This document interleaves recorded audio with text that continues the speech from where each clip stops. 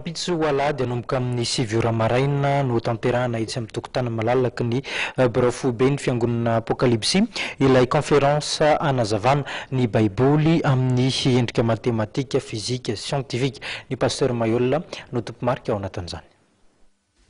Efa vonina ary tomombana ny fanomanana ilay conférence lehibe fanazavana ny baiboly ara-matematika, fizika, scientifique izay ho tanterahany pasteur Mayol etsy amin'ny tokotany malalaka. Misy ny birao be ny fiangonana apokalipsy etsy ambodiny sotry rapitsy maraina manomboka amin'ny 7 araka ny nambarana Andriamatoa James Chapard Ravelona Antenaina, sekretera général iraisam-pirenen'ny fiangonana apokalipsy.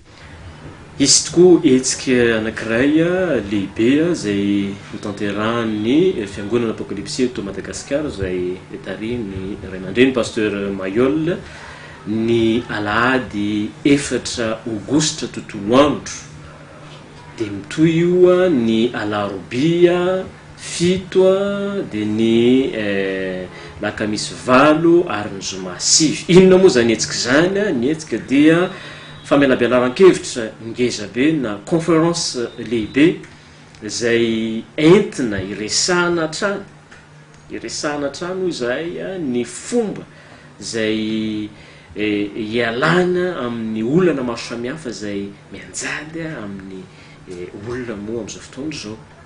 Zay zany zay zay conférence io zay iresahana amin'ny fomba matematika, fizika, spirituel ary amin'ny démonstration fanehoana hafa mihitsy zany ny baiboly ka izy araky ny fantatra dia isy ny famerenana ity conférence ity ny alarobia sy alakamisy isaky ny amin'ny 9 ho an'ireo zay tsy afaka ny alahady.